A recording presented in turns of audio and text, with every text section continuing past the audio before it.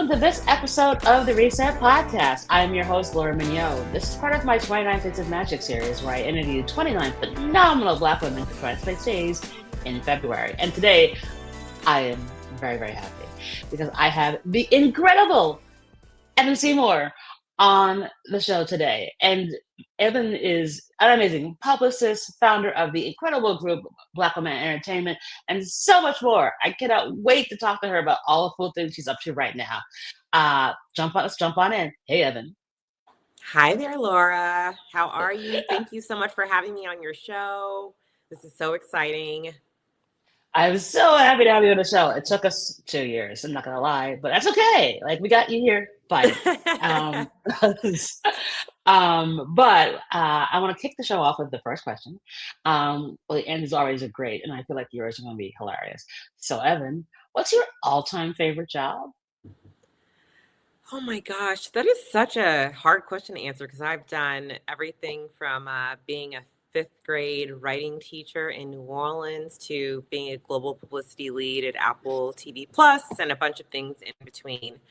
I would say that my favorite job was being the founder of my agency, ERS Public Relations. I started the agency in its initial iteration in March of 2020 when I was laid off at the beginning of the pandemic, and started the agency. And within 3 months or so, I had Warner Brothers, CBS, a variety of other amazing clients.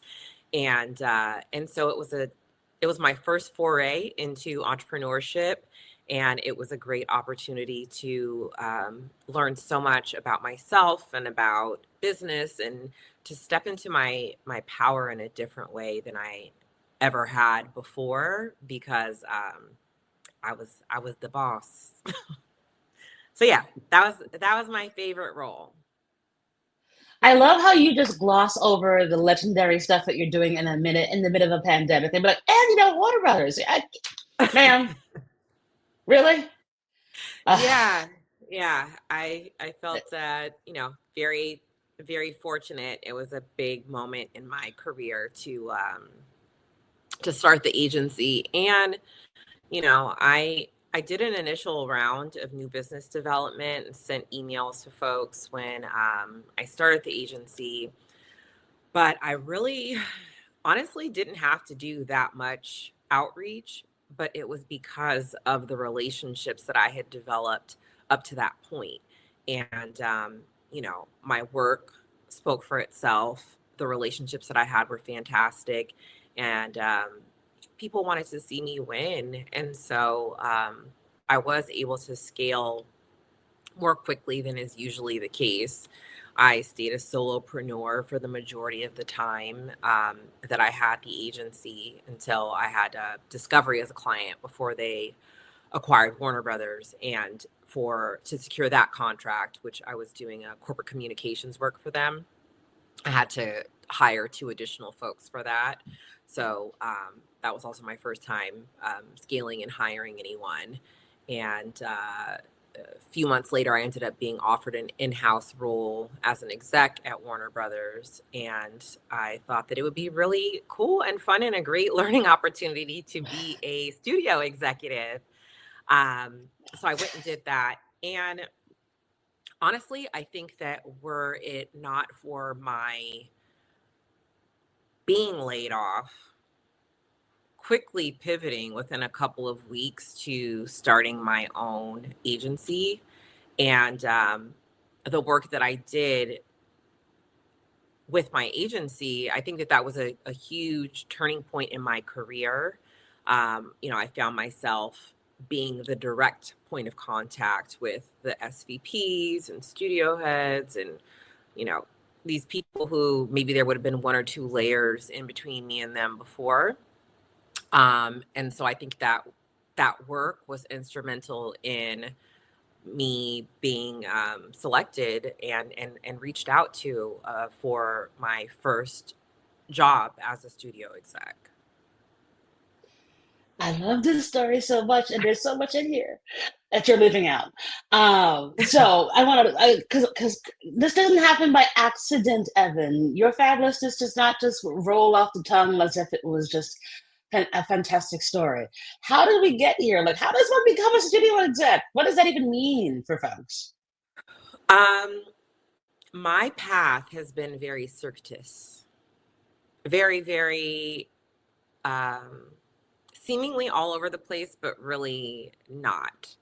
And it took me a while to realize how, you know, it to realize the not, to realize that everything happens for a reason and that everything is built upon the thing before it. I went to Spelman College for my undergraduate work. I majored in English, I minored in Spanish. Now, before I went to Spelman, I went to a community college, Pasadena City College. I am from Pasadena, in Southern California, home of the Rose Bowl, neighboring city to Altadena, where we know the Eaton fires took place. My parents' first home was actually in Altadena, so that's where I lived for the first 7 or so years of my life.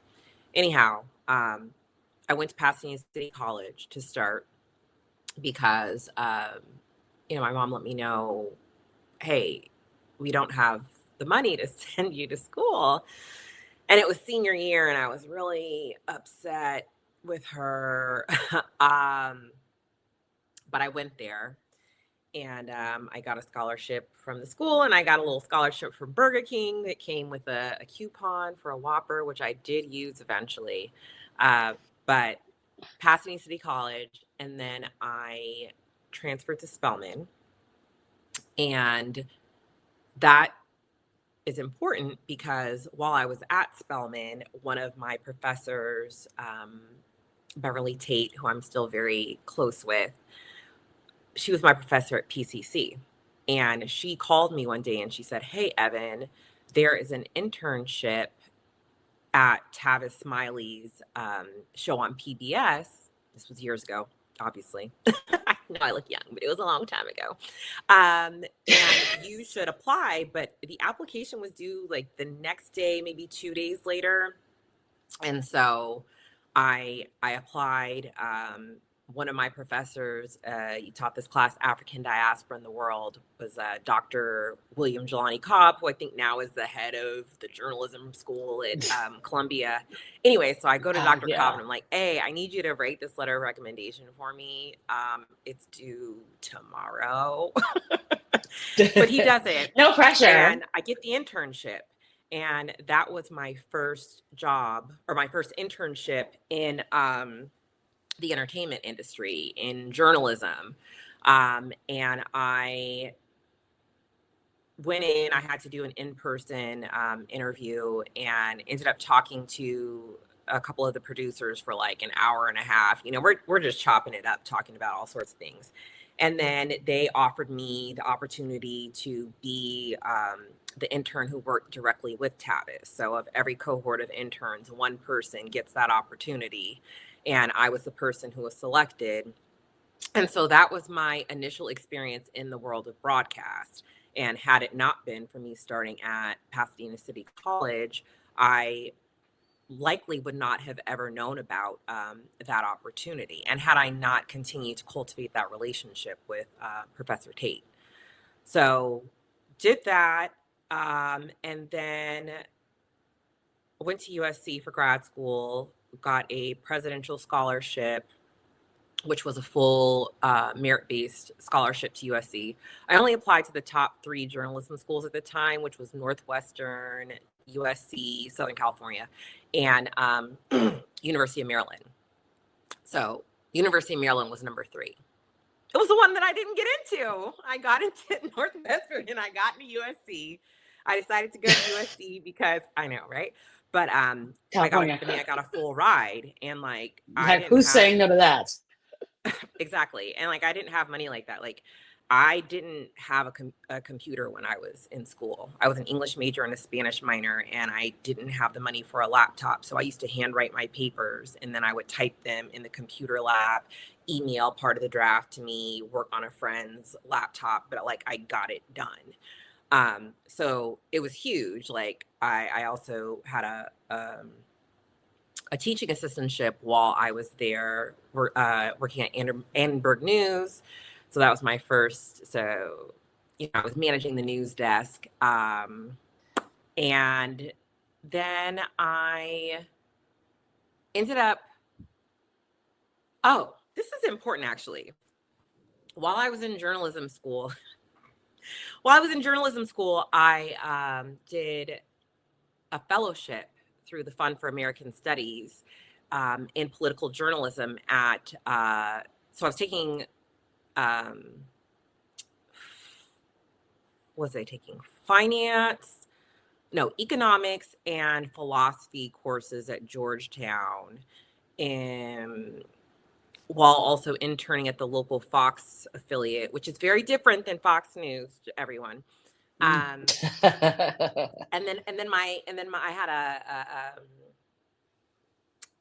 a mentor who was a White House correspondent.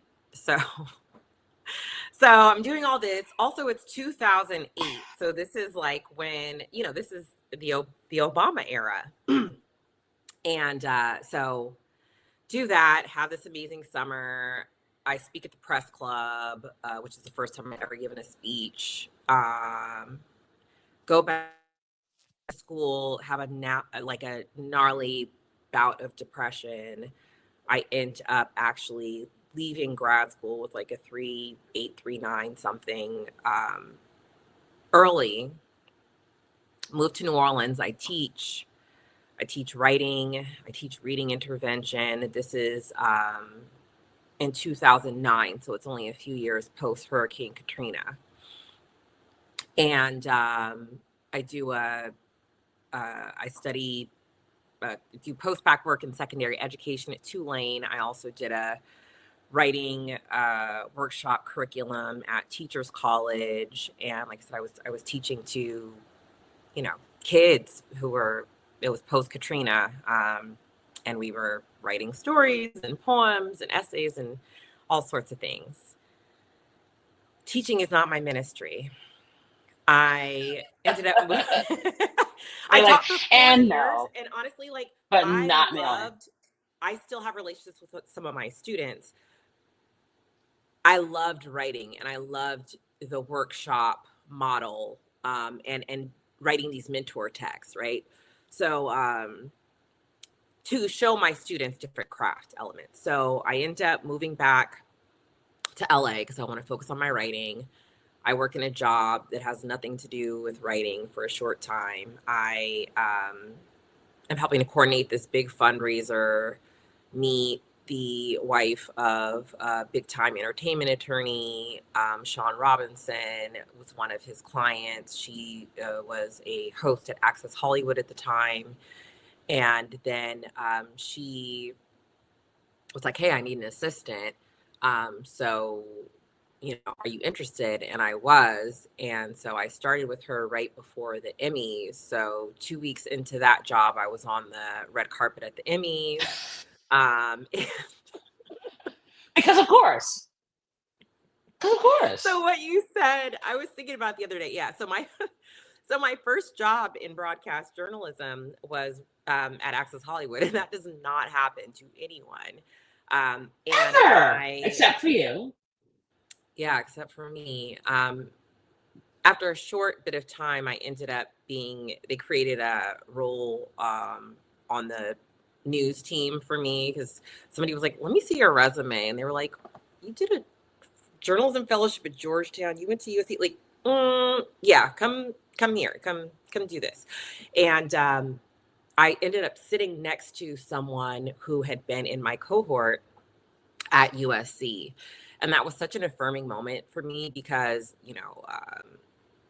I really beat myself up about leaving grad school. It felt like a failure at the time. And, I'm not someone who is a quitter. And, I'm thinking all these things and being really hard on myself. And it was a moment where, for me, I just really felt like God was telling me, I got you. Don't worry. Everything that is for you is going to be for you. And this is your path and your path alone. So did that. Ended up going to the other side of the red carpet. I like to say after 2 years, started working in PR. Again, really fast trajectory. I started at a boutique agency called the Purple Agency. I was working with artists like Daniel Caesar, Anthony Hamilton. I worked on PR for I think it was the first, maybe the second one Music Fest. The Dungeon family was reuniting. That was amazing. What else did I do? Oh, I did PR for the remix of Despacito with Justin Bieber and Luis Fonsi. So I was doing the US press for that. So like I'm like 6 months or so into being a publicist, and I'm like booking The Voice and Kimmel and Fallon and Ellen and all sorts of things. And then I ended up doing PR at Sundance that year. And my birthday is January 23rd. So I actually spent my birthday that year in Park City. And I was doing PR for an organization called the Black House Foundation. And so I immediately knew that I wanted to do PR in film and television, because all of this goes back to my love of writing and storytelling. I was that kid who was writing stories from a young age, I was reading Babysitter Club books when I was like 6 years old. I was a voracious reader. Like I would take books with me in the car, or when we would, go to family friends' houses, and my parents would be like, Evan, you need to leave the book in the car. Like you have to talk to human beings while you're here. You can't just read. It's antisocial. Like, oh, okay, fine. So yeah, did that. Ended up working at an agency called the Allied Global Marketing. I was doing PR, multicultural I did everything from Bumblebee, Teen Titans Go to the Movies, blah, blah, blah. First season of Rhythm and Flow. I don't know, lots of things. Got laid off from that job, started my own agency, then ended up in the role as an exec at Warner Brothers, launched All American Homecoming, did blah, blah, blah, other things. I was only there for 6 months, and then I got poached by Apple TV Plus, where I was on their series team as one of the global publicity leads, and was there for a little over 2 years.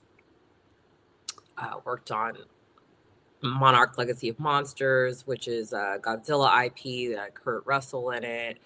I worked on a lot of things. And then I had recently gotten back from Tokyo working on a Rashida Jones project. And then I went to tennis lessons one day. And then when I was finished, there were all these texts on my phone from Black women from different times in my life saying that there was a Win with Black Women call. It was July 21st. It was the day that Joe Biden announced that he was not going to be running. So we knew, obvi, that, Kamala Harris was going to be the nominee. And so I got on the Win with Black Women call. I felt really, really inspired. They mentioned these pods that they were going to form of people, like, gather a few of your friends, and you all can work together to get out the word and support VP Harris. And so I texted a couple folks. That turned into the WhatsApp for Black Women in Entertainment for Kamala, which went from like 10 people to 100 people pretty much overnight to like 500 people, I don't know, within a couple of weeks. And it was a wild, amazing journey. You know, I found myself from never having another first. I'd never fundraised for a candidate. And now I was, you know, connected directly with VP Harris's team. On the entertainment side, I'm in direct communication with, you know, big producers like Deborah Martin Chase and Susan Fales Hill. I'm planning fundraisers. I'm planning national Zoom calls. I'm going to convention. I'm doing all these things. Oh, and in the midst of all this, uh, very early on, I made the decision to leave my role at Apple because I knew that there was no way that I could do both things and get any sleep. Also, there was no way that I would be able to have that role and be vocal about anything having to do with politics. And it was a really hard decision that involved a lot of tears and prayer and thought. And I made the decision and I, you know, pushed forth from there. And so that was 2 years ago. Now I have Black Women in Entertainment because so many people were like, wait, after the election, we're not done, right? And I was like, I guess not, because we do need spaces to support one another. And I relaunched my agency, ERS Public Relations. So that is the long story long of the many things that I have done in my career that really all have fed into one another. I have learned skills and met people in each place where I've been that has continued to benefit me as a professional and as a human being. Yeah. I love how you again are minimizing a little bit of your awesomeness. Because you know what you were able to do in a matter of weeks to stand up an organization that had some of the most fire Black women on the planet, all making donations, volunteering, you know, Zoom calls, all the things to do everything we possibly could to try and save the world. And you know, having had a front row seat to that, what you did was amazing, and Thank you. a testament to like you're always in the right place where you need to be. That's the thing that I wonderfully see through your entire story is that like when some folks think, oh well, you know, I have to take a step back and maybe go to this community college before going to the big one. Well, hey, that doesn't. If I don't do that, I'm not sitting in the time of smiling. So, but also going to the places. And, you know, it's something that we talk about a lot in the show is where it's like showing up is half the battle. Because if you're not at the place, then no one knows who you are. If you are sitting at home, like you're not going to meet those people. You're not going to be in those rooms. And at those moments where folks are like, oh, you, come here. Yeah. And I think your story, more than anything else, is a testimony to that. And how you continue to grow and how you continue to make those moves because like it's never easy. Those are hard. And then we have to make those hard choices of being like, well, hey, do I keep this job that pays quite well, or do I try and do a thing that might change the world for the better? And even if it doesn't work out, that's okay too. Because one foot in the front of the other, something more magical will become along the way. I feel like I think you are like a walking, talking testimony of just keep going. I get told frequently that I am very resilient, and I'm like, your girl be tired. But yeah, see, I don't use it. I mean, yeah, you have to keep going, and that doesn't mean that it's not really hard and painful at times. And when I say you have to keep going, you also have to rest when you need to rest. Keep going doesn't mean don't take care of yourself. It doesn't mean don't take the time that you need to sit down, lay down, cry, whatever it is that you need to do. But ultimately you have to keep moving forward. And I have said for a long time, the worst someone can say is no. I said that before I became a publicist. And as a publicist, you are pitching people on things. You're constantly like, not only will people say no, sometimes people just won't respond when you're a publicist, and so yeah, you have to show up. You have to put yourself out there in order for you to get any opportunity. So, yeah, you have to keep moving forward. You have to learn your lessons. Um, and it just is what it is. That's life. And if you embrace What's it, key? that'll help it to be a little less painful, at least. A little less. I mean, Yeah. I am. If I hear one more thing about being a strong Black woman and being really resilient, I will slap somebody. It's like I choose now, and I having learned along the way that, like, yeah, if I don't rest, I'm useless. It's not going to help. So it's like I call it sort of my like relentless rest. It's like where I can go, but I have got to the same level of hustle I have to have, the same level of rest I have to have, so that I am not in this position of like, "Ah, help me," Yeah, because you're no good to anybody, and I want folks absolutely. to do that. I want folks to Yeah. do that because we're no good if we can't, breathe, like, are not having mysterious illnesses because, like, it doesn't. No one can figure out Yep. what's wrong with you because, like, you haven't had a real sleep in like 2 years. Yeah, no, that's not helpful. No, Right. I have to remind myself of that consistently because I can be very I can be very intense and I'm very type A, but also just like driven, it's like we're gonna do this. And you the can you thing. can do that, but you have to incorporate rest. You have to have balance. And I think that, you know, God teaches us lessons until we've mastered them.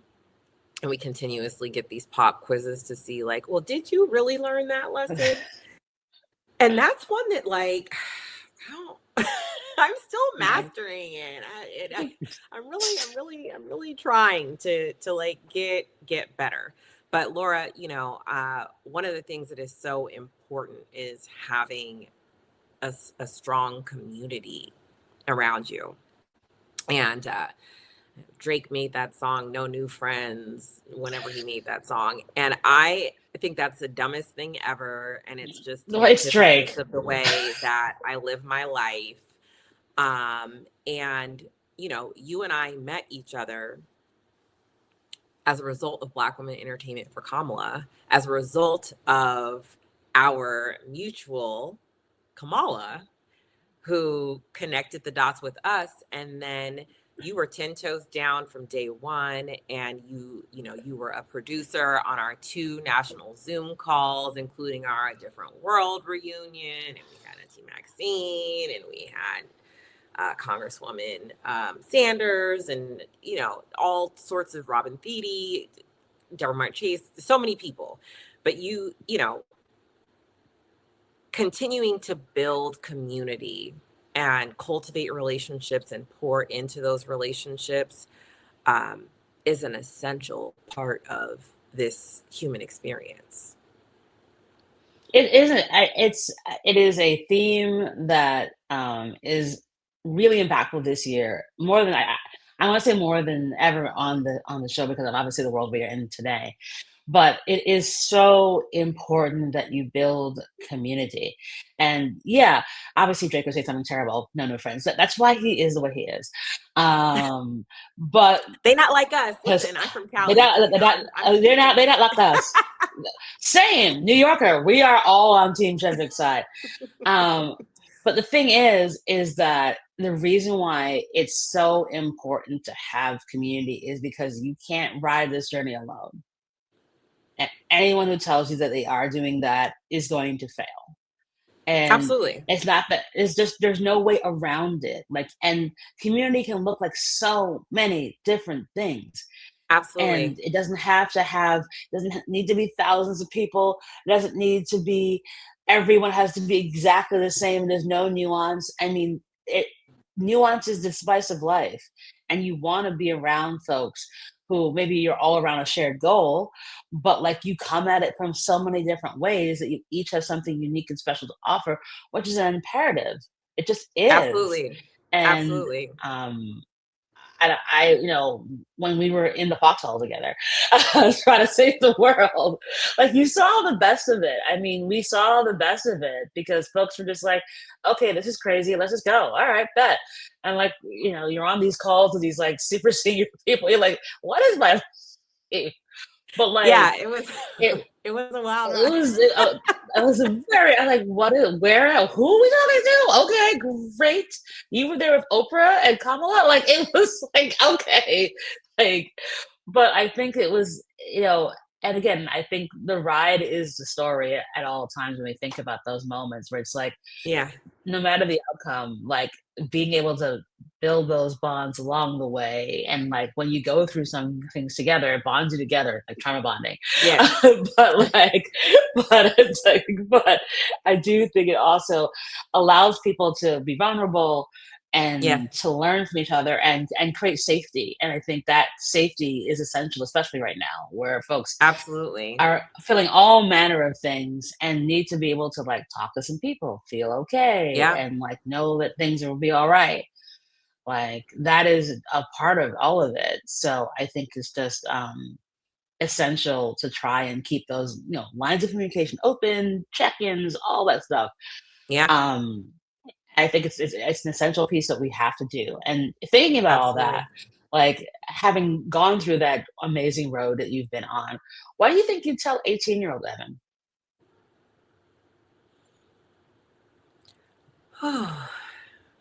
um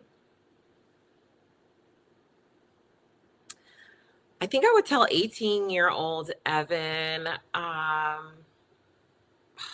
so many things. Like, girl, don't take yourself so seriously. Um, you're amazing. Everything is going to be fantastic. Stop being so hard on yourself. Um,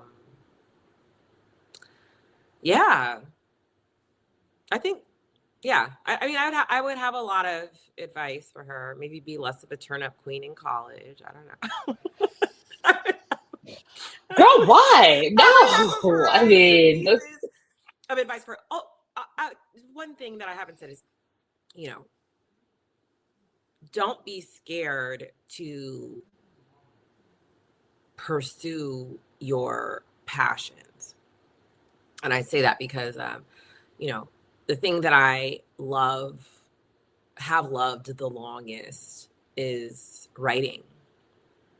And I didn't, you know, fully throw myself into writing because I was scared, because I doubted my ability, because I didn't want to be a starving artist, because I didn't have, you know, a family of means. I mean, I grew up comfortably, but like I needed to make money. Um, and so I've been around artists for so long, right? And I write all the time for my work in comms. Um, but I'm just now starting to pour into myself as a writer. And so I think I would encourage my younger self to be more consistent uh, with my writing. It's like, you can do it. I love that. And thinking about where we are right now, I think I know where this is gonna go. What's one thing you're really grateful for?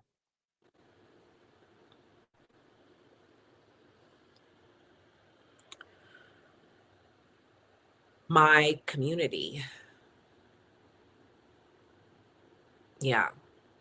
I'm thankful for so many things. I mean, I have a gratitude journal, and when I'm at my best, I Same way. I write down 3 things for which I am grateful over the course of a day, and it can be something as small as the dollar earrings that I bought at a yard sale this morning while I was on my walk, to uh, paying for my first trip to Hawaii in cash, like whatever. It can be anything. But yeah, I would say my community.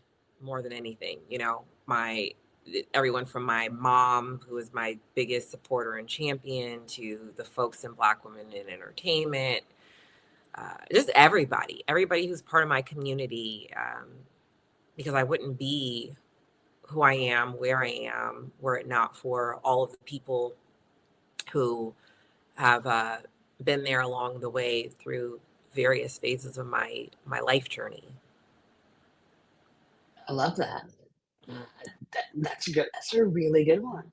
And it's true. It really is true. It takes a village, literally and figuratively, to get us where we need to go. So my last question for you.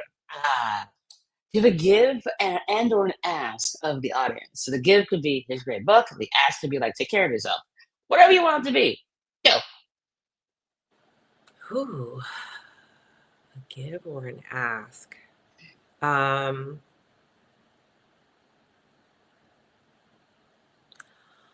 would ask people to take the time each day to breathe deeply and be still, even if it's only for 60 seconds. Give yourself that gift. I love that. Also, you're like the second person this season to say something like that. Like, apparently, this is a theme, and it's so necessary. It's called "Sit Your Ass Down for a Minute and Relax." Yeah. It's necessary. Like, yeah, it's so important. Absolutely. it really is. Put your feet on the Take several ground and and then breathe. literally Mm-hmm. in your nose, out your mouth. It's imperative. Absolutely. This has been wonderful. Oh, Evan, I'm so glad. Evan, I adore you, and I am in And I awe of you. what you're able to. Oh, thank you, darling. Like I said, we were in the foxhole together. That's it, bro. Yeah, we were. And but more importantly, I am in awe of how you begun, just continued to just do wonderful, wonderful work. And Thank you. I'm so glad I was able to get you to be part of 29 Days of Magic because it took a while. But it was well worth the wait. And I love that you got to share your story because I think it will impact a lot of folks to hear how you were able to navigate this wonderful journey called life. So thank you so much for being part of 29 Days of Magic. And thank you for having me, Laura. It's been an absolute pleasure, and I love you dearly, as you know. Thank you, darling. All right. And that is our show.